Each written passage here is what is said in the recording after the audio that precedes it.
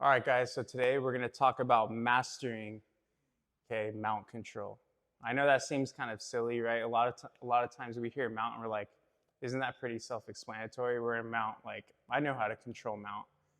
But one of the biggest things I see when I roll, especially at RCAP, but just everywhere, is we all know mount's a dominant position, okay? But I don't think people really understand the nuances or how complex controlling the mount is.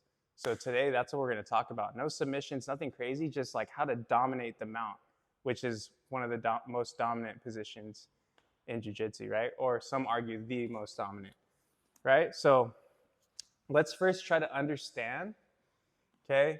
Let's understand how we want our opponent's posture to control better, right? So for Nate, any mount escape he does, right, it's going to require him bridging and doing some type of hip escape to where he can then ball up, right? So let's look at all these structures. So let's look at a bridge. Okay, let's get a bridge. Let's look at a hip escape. And let's just look at fetal position, just balling up.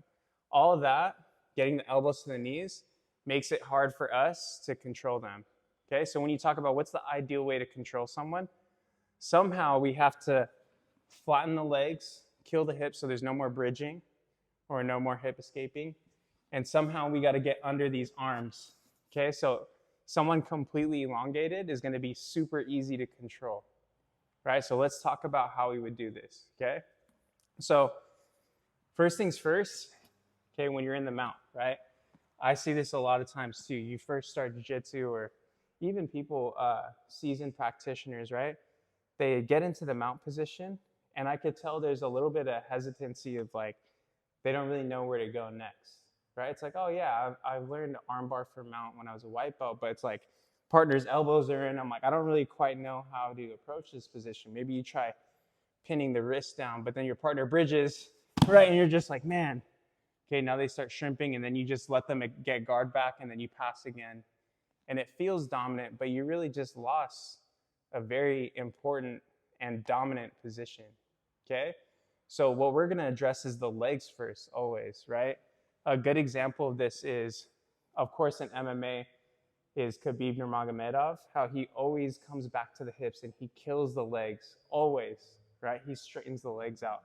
So I'm going to show you guys an approach that I've adapted to jiu-jitsu. Let's actually turn this way, Nate. So remember what I said in the beginning, okay? The initial movements for my partner to start their escape is going to revolve around a bridge, okay, and some type of hip escape, right, getting to his side. So to prevent that, first thing I'm going to do is I'm going to post my hands wide on the mat. I'm going to open my knees and then just bring my feet inside. You don't have to lock.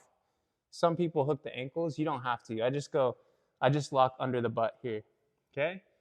Now, as my partner goes to bridge, right, it's hard for him to trap and roll me because my arms are so wide, right? He's not going to break that base here.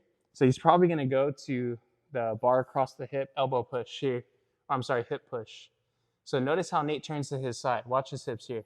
Boom. So I'm going to do something a lot of people don't think about, okay? And I'm going to put my foot back there. 9 times out of 10, partner is going to trap your foot because they're going to go ahead for the heel drag escape, one of the most effective and most common escapes there is. But I'm going to take advantage of my partner's escape to pin his hips. So let's rewind real quick, Nate. So watch as Nate bridges and hip escapes. I'm going to go ahead and put my foot there voluntarily. Now, as soon as Nate takes the bait, watch as I slide my hips back, okay, into this position. Notice how my foot's weaved across. Nate, try to move. Here. Okay, I'm going to rotate so you guys can see the other way. Okay, so starting regular mount, Nate bridges. Put my foot there. As soon as he traps it, I sit back. And it's important that this knee goes below the butt. Okay, not here, because here he's going to be able to turn back into me and still get his half guard. Can you hip escape real quick so you can see what that happened? Yes. Okay. Let's go back. Okay.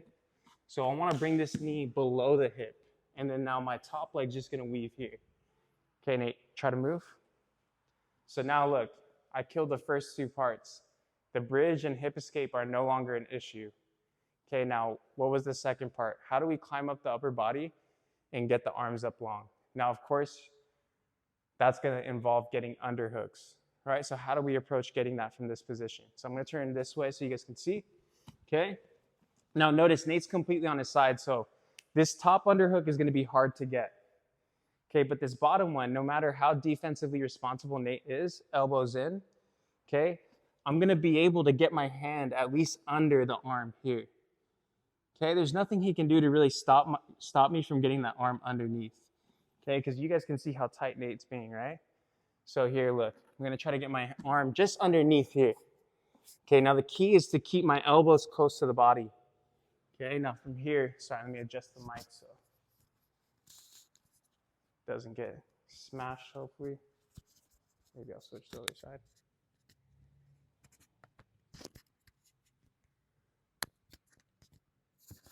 Okay, good.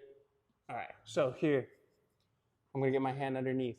Okay, now from here, look, I'm gonna get my arm underneath, okay, and I'm gonna use my shoulder, stay on your side for me, use my shoulder, okay, to start getting Nate's shoulder to the mat, here. Okay, now from here, knees go wide, I'm gonna pummel out, and then I'm gonna sprawl my hip. Okay, notice how this is slowly becoming an underhook. Of course, partner on bottom is gonna be resisting this whole time. Now I'm gonna do this like, this army crawl or like spider, I think they call it like alligator walk, right? You've seen this old jiu-jitsu warm up here, okay? That's how I'm gonna walk up Nate's body, okay? But now watch what this does to the arms. So I'm here, I get under that arm, okay, he's frame like you would, Nate. Here, shoulder in, okay, you could pummel to get your foot out. Now look at how I sprawl here. Look at how this hand is already climbing up to the armpit here, okay? That just happened from flattening the shoulder. Now my second hand is gonna come under this second hand. Nate's still being defensively responsible with underhooks, okay? Now from here, what I'm gonna do is walk my hands as far up as I can get it. Walk my hands as far as I can get it. Resist me, Nate. Here. And then now watch this. Look, I'm gonna drive my forehead to the mat. Here. Drop the knee and shift the hip. Okay, look at how the elbow's starting to flare. Now to lock it, I have to drop my elbow, crawl, crawl, crawl, crawl again. Now from here, he's resisting this one. Okay, drive my head forward, walk, drop the knee, drop the hip. Okay, and then from here, my hands are just walking diagonally to lock up, okay, the double underhooks.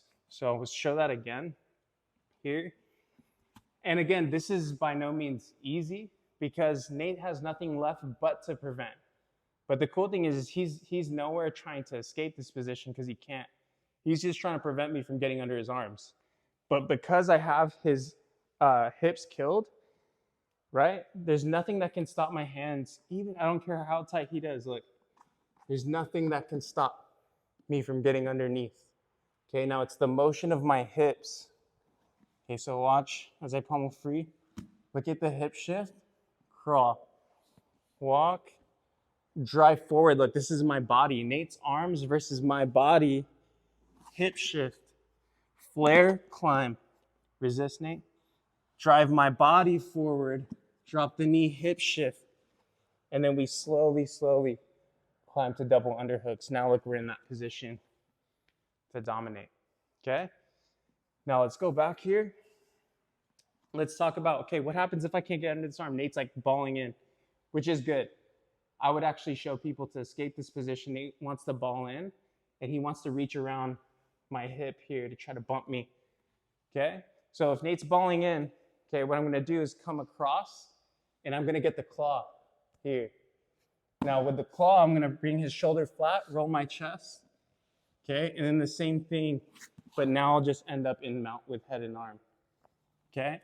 Now from the head and arm, okay, we'll be able to attack a submission, or if Nate gets his shoulder to the mat, I can lift, get my head to the other side, and then start crawling for the underhook here. Okay, so the idea is kill the hips and then get an underhook. Okay, at least one. You could go for two first. If you can't get two, get one and then turn one into two. Okay, so the last part, let's talk about different ways we can kill the hips. So I showed you one major way, which is the 3/4 mount. Okay, so I'm here and I sit back on the hips here. Okay, but another big problem, like I said, Nate's gonna block this hand and he's gonna try to reach through to escape, right? Boom. He's gonna try to bump my hip. And then eventually, like, this is gonna start turning into like a turtle position. So what I wanna do from here, if Nate is actively sitting up, again, I wanna pummel my hand through, flatten him. Okay, now watch the leg work here. Okay, now I'm gonna slide my knee in and weave his legs here. Okay, leg weave. But again, especially with people who invert, if Nate could somehow find a way to get his head through and he could start inverting here or turtling up. So what I need to do to stop that, so I'm in this leg weave position here, is I'm gonna grab his foot here. Okay, I'm gonna grab his foot and I'm gonna try to pull his heel to his butt the best I can. Resist me, Nate? Okay, here. I just need to stabilize it. Now from here, look, I'm gonna switch my hip, walk the leg straight, and then you guys see this little gap between my Nate's foot and Nate's butt. I'm gonna throw my leg over the top, elevate, and now we'll lock up the legs here. Okay, I just call this the Khabib lock because I feel like he's really the one that put this lock on the map here. Okay, you also see guys like Rafa Mendes use this in his old ADCC days. Okay, so super strong grip here. Now the benefit of this lock, where I'm locked right above his knees, now all Nate can literally do is bench press. Okay, now from here he's holding my weight, right? Obviously MMA, this is great because now you can just strike, but here, right, there's nothing stopping me from pummeling, getting to head and arm, or swimming through and just getting under those elbows. And then we'll start army crawling once again up the body. Okay, so I'll show the leg work on that one more time. Here, let's do it this way. Let's back up. Okay, here. Okay, so from here, 3/4 mount, sit back on the hips. Okay, now from here, cross face, I'm gonna weave through. To leg weave, grab the heel, switch the hip, walk, walk, walk. Okay, I'm pinning the foot to the ground, step my leg over, scoop the legs, and watch how the base of my foot lifts, and then I lock. Now I settle back here. Rotate, so you can see the control here.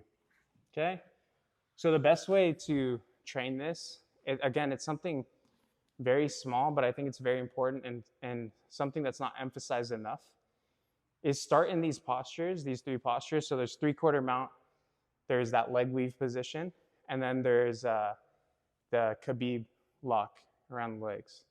Start in those positions, and you guys can make specific training drills with your partner where your only goal is just to get to double underhooks, right? Start in one of those three, and then get to double underhooks, get to double underhooks, okay? The better you can get to that position, I always tell people, like, if you can get to mount, and regardless of the person in front of you, if you can hold them down, the confidence is gonna go way up.